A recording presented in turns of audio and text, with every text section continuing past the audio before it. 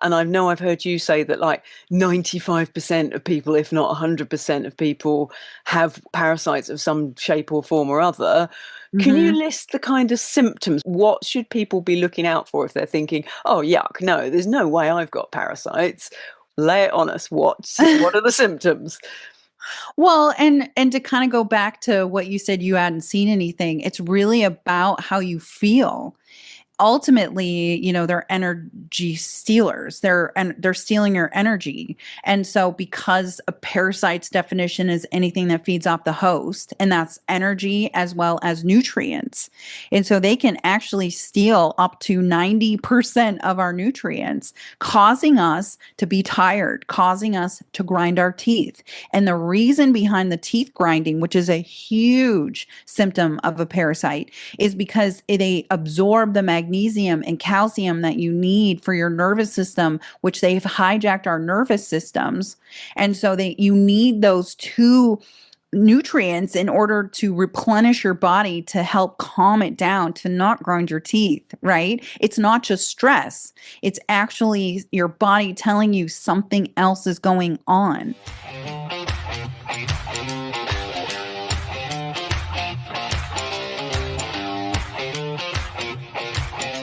So this video is a follow-up to the interview I did with Kim Rogers, the Worm Queen, where we discussed all things parasites. Now, I did offer for people that are doing the cleanse to give you a tips video, and this is that video. Now, please bear in mind, I'm not a medical expert. Nothing I'm saying is to be considered medical advice. I'm just going to share with you some top tips that I learned through doing my first Parafly cleanse. So a quick recap, I did the Parafly cleanse because my colonic hydrotherapist recommended them. She's done many parasite cleanses over the years, and both her and all her customers raved about this one. So that is why I interviewed Kim, because I wanted to know more. And in the kit, you get the Parafly, and this is the one that basically, well, I don't know that it kills it, but it makes it very uncomfortable for the parasites. It goes in and makes them want to leave, basically. Now, with this kit, you put all three, forgotten what Sustain does. I think this one helps with candida and stuff. And the metal flush, as the name suggests, helps get the metals out the body. And that's a really important part of doing any parasite cleanse, because the metals, the two seem to go together.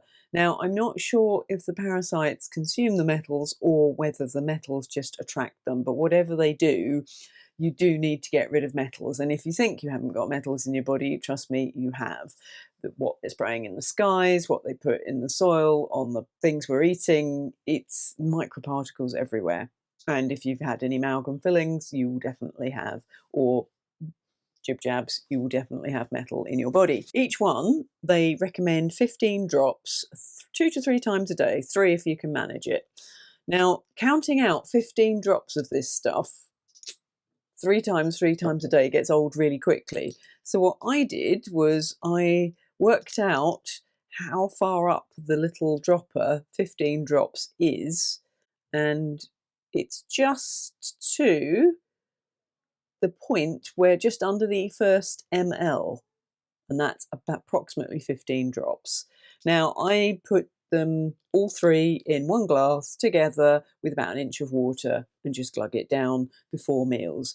If you forget, it's no biggie, have it after the meal. I think it's important to understand what you're doing. Now, I first went on a parasite cleanse in 2014, and that was with Krista Orecchio and Dr. Jack Tips. I did their Gut Thrive in 5, and it was a 5-week program at that time. And what Dr. Tips talked about is that basically the parasites and bacteria and viruses, they all live in something called a biofilm, which is a coating where they basically move in and build themselves a little impenetrable house. So they're quite difficult to get rid of. And if you just use pharmaceutical types of parasite killer, as soon as the medication starts to kill them, they will send out a message to all their little friends telling them, don't have that stuff. and then they all go back in their little biofilm and basically hide until you've stopped taking the stuff. So you will kill some, but you don't, it's not as thorough. What Dr. Tips recommended, if memory serves me correctly, is that you think of it like teenagers at a house party, and they've outstayed their welcome, and you want to make the conditions very uncomfortable so that they leave of their own volition. So basically, you need to change your diet, so what you're putting in, because why have you got them in the first place? There are parasites everywhere. They're a natural part of this world, and they are the cleanup crew. So if you've been eating a lot of processed food and sugars and breads, carbohydrates, it's party time for them because there's all their favourite foods. Now, different parasites will eat different things. So the more comfortable the environment, the more they're not wanting to leave. So if you're eating what you always eat, chances are you're not going to get the most from doing any kind of parasite cleanse. So think kids at a party. You need to turn the music off, switch the lights on, remove all the food, the alcohol, and so there's nothing, there's no point in them staying. They've got absolutely nothing. So when I did the Parafy cleanse, I went over and above and I called them a taxi. I basically went for a whole series of colonics, and I also did enemas as well. Now, you don't have to do this. Some people find it very icky, and certainly colonics are not cheap. You're looking at a minimum of about 85 to £100 per session. So that is a lot of money, but I just wanted to make darn sure they're out. So what I would do was, the day before the colonic was booked, I would fast for the whole day, just have liquids, and then it would mean that the parasites are going, where's the food? Where's the food? And they're swimming around, and they go further down the intestines looking for food, because the colonic only does the large intestine. It doesn't get into the small intestine. So you need them to be swimming around looking for food or trying to leave, and it just speeds it all up. But as I say, that is an optional extra, and it is expensive. So the alternative to that is doing an enema, and you can use plain water or coffee. Now, coffee stimulates the liver and bile flow, so again, that all helps move them along, is my understanding. Now, I'll link to a video that Joss Mason did from the Detox Dudes on how to do an enema, because it's a very informative video. And also, talking of Josh, he recommends people take a binder cocktail every day. So I've started doing that. And in the binder cocktail, again, I'll link to one of his videos, you're basically having psyllium husk and electrolytes. So you're making sure that your bowel is kept scrubbed clean. The psyllium husk is just mops everything up and make sure that you've got really good movement and everything's coming out. Because again, it's always terrain. Why have you got them? Why did they move in? Why did your body not just have them and then boot them out again? There's a reason they're there. They are the cleanup crew. They're, making themselves cozy because the environment's nice. Forget your cold plunges, forget your saunas. If you're not drinking binder cocktails, you do not know what you're missing. This is loaded with negatively charged substances, clays, zeolites, pectins. I have 7 different binders in here that grab onto positively charged pollutants and help you remove toxins, help you heal once and for all. It's not just about what you're putting into your body. You also have to understand we have to remove the BS, the chemicals, all the pesticides, insecticides, heavy metals. All of this stuff is causing the depression, the anxiety, the panic, the insomnia. You must learn about binder cocktails. So I should point out that there is actually a binder included in the Parafy kit, and you take this last thing at night or first thing in the morning, away from food and medications and vitamin pills, that type of thing. And this will bind out a lot of the toxins that will come from the die-off and the parasites leaving. The reason I do the binder cocktail is because there's only a 30-day supply of this binder in the kit. So although this is a 30-day cleanse, there's actually 45 days worth of stuff in these bottles. And the reason Kim does that is because everyone can get into their head, oh, I've only got to do it for 30 days. 1 month is no big deal. But it's really good to do it longer if you can. Once you get into it, it's really not a big deal. And also, you want to be doing it over a full moon. So ideally beginning and ending, because that apparently is when parasites are at their most active. And I think it's a full moon tonight or around now. So I started this yesterday, and I will continue it for 30 days, and then I will make sure I also continue it to the next full moon as well. But a lot of parasites have a 75-day life cycle. So I lasted this October, November, so it's time to do another one. And the one thing that I haven't been able to wean myself off is bread. I'm really struggling with that one because I really love my bread. Well, I say me. Is it me or is it them? That's the problem. They can give you all sorts of cravings. They can send signals to your brain that says, eat sugar, eat this, eat that. So it is a good idea to remove as much of those types of things from your diet as you can. But, that's not to say the parasite cleanse won't have an effect, but it's not going to be as effective if you've removed their favourite foodstuffs. Now, they do recommend, Kim does a book which you can get from her website. It's a free PDF on what to eat. So what I did was a triple whammy, really. I was taking the Parasite cleanse, changed my diet, and I was doing the colonics and enemas. So I was really making it as uncomfortable as possible. So I cut out all sugar, which wasn't a big deal because I only really eat it once a week, pudding on a Sunday after our Sunday roasts with the family. So stopping that was no big deal. I don't drink alcohol anyway, so that again, that wasn't, and coffee and all that kind of stuff, I don't have it. So my main struggle was, yeah, I did still eat bread, but I ate a lot less. So that was the only thing. Now, they recommend going without meat, but I didn't because that really doesn't suit me. So I did reduce my meat a lot. And actually, once I'd done the first week of the cleanse, I didn't need or want to eat as much. So my diet changed dramatically. All the cravings did, and my appetite changed, and my sleep got a lot better within the first week. That first colonic, first two, did a great deal, and it was really beneficial. So, as I say, I would have a fast the day before the colonic to make sure I got the most out of it. When I ran out of money for colonics, I was doing enemas, and one of the things they hate is infrared, apparently, so really heating the body up. So I was able to, hilariously, convert my downstairs loo to an infrared sauna because I'd got 3 or 4 infrared lamps of various types anyway. So I just purchased one more, and because it's such a tiny little space, I put a scarf down on the gap underneath the door, and it heats up to quite high, actually. So I sit in there, and then if what I discovered accidentally was that if you do an enema as late at night as you can manage, that's when parasites are at their most active.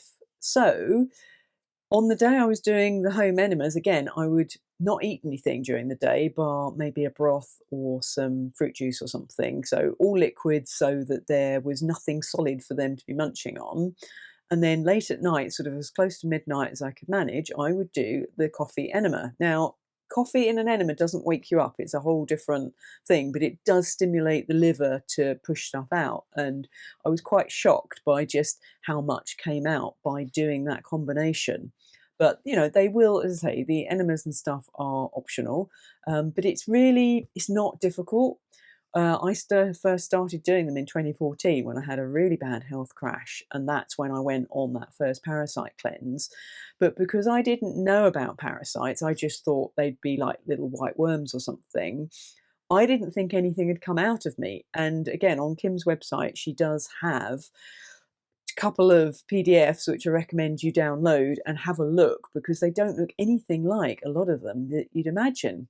So liver flukes, for example, which, yes, they do actually snack on your liver. Eek. Anyway, they look like rolled up tomato skins when they come out. Now, I don't eat tomatoes regularly in my diet, so I did see them in the toilet bowl.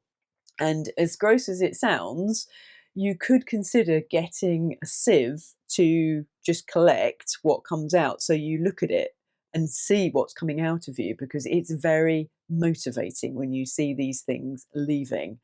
It's also very icky. I mean, it is gross, absolutely gross. In one of the colonics I had, you could actually see the worm because Esther from Primrose Clinic in Chelmsford, she videoed it and you could see it. It was trying to swim back in. I mean, ugh, just makes your skin crawl. So depending on your squeamish levels, it for me it was helpful because it made me very determined to control what I ate and do that diet. And I'm not a big person, and I would say, judging by what I saw from the colonics and the home enemas, I would say about 6 fistfuls of parasites came out. I mean, it was shocking how many were inside me, and I wasn't having really obvious symptoms other than always being hungry. But I was sort of like some people get tummy flutters and they can feel them. I had nothing like that. So I was grinding my teeth at night. My sleep was interrupted. I would be waking 2 or 3 times a night.